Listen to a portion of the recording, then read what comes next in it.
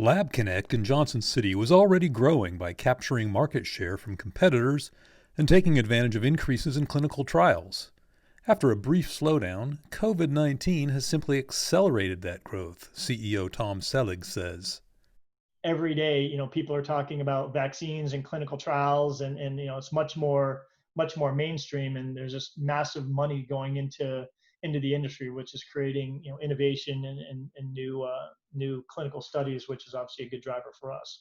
We've sold more year to date than we did all of last year, and our sales are really significantly ramping. The growth has won LabConnect state, TVA, and local financial incentives as the company relocated its corporate headquarters and is committed to creating 211 new jobs and investing almost $9 million over the next several years. Having these relationships can be beneficial in multiple ways, not only economically, but just the ability to help find labor, to help, when we have some, regulatory or legal issues in some cases. And so there's a variety of ways that the relationships are already paying benefits for us. LabConnect already has about 200 employees here, where its operations have been centered for almost 20 years.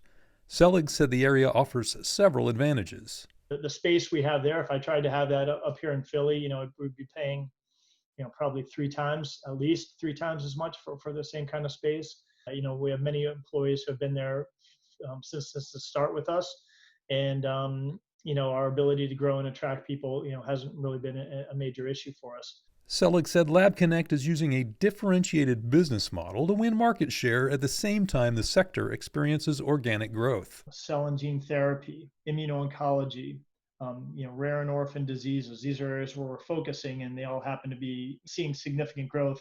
We've won studies, what were called rescue studies, where they've started with maybe one of the large global CROs and decided for one reason or another that they couldn't best serve their needs, and so then they come to us. That means more jobs for a company that shepherds the lab portion of clinical trials from start to finish, aside from the actual lab testing. And as you win those projects, you need the resources and staff to support them. So we're really trying to balance supply and demand.